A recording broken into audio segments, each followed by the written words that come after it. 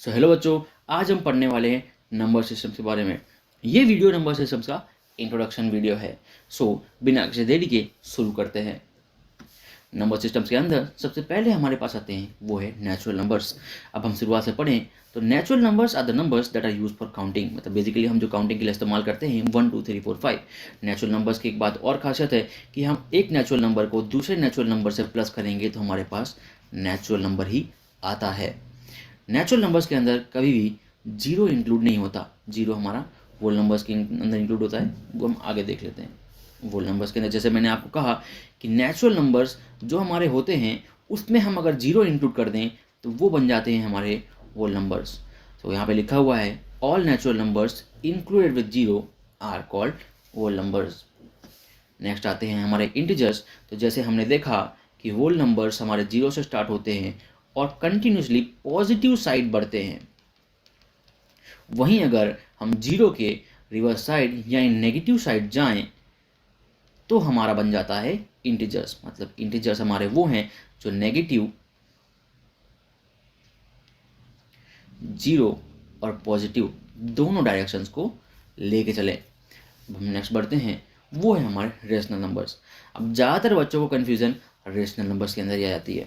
तो rational numbers का formula क्या कहता है कि कोई भी वैल्यू जिसको हम p बाई क्यू फॉर्म में बता सकें।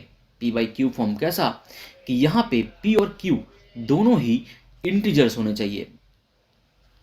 अब इंटीजर्स क्या होता है, जैसे मैंने आपको पहले ही बताया कि इंटीजर्स के अंदर हमारी दोनों आ जाती हैं, पॉजिटिव प्लस नेगेटिव वैल्यूज़।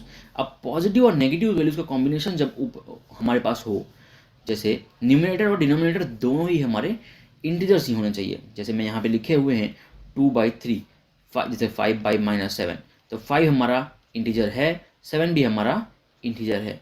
इसी को हम लिखे -2/-3, तो क्या माइनस वाली वैल्यू हमारी इंटीजर है? हाँ, वो भी हमारी इंटीजर है। अब यही अगर हम ले लें, चलो इसको निकाल देते हैं अभी। अब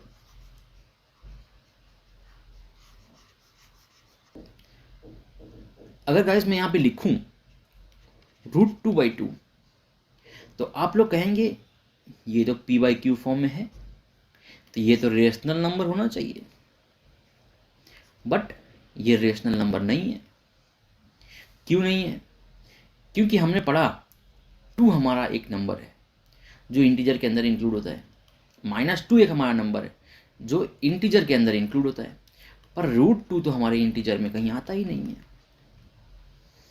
तो ये एक रेशनल नंबर नहीं होगा। इसीलिए हम बनाते हैं इरेशनल नंबर्स।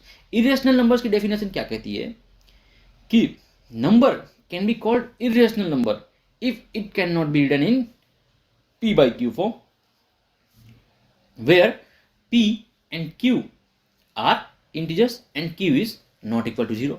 मतलब कि अगर ये √2/2 हमने लिखा तो ये p तो हमारा इंटीजर नहीं है, तो पहली वैल्यू हमारी ये सेटिस्फाई हो गई कि p हमारा इंटीजर नहीं है, तो ये ऊपर वाली वैल्यू सेटिस्फाई है। क्या q हमारा 0 है? q हमारा 0 भी नहीं है। ये हो गया हमारा इरेशनल नंबर।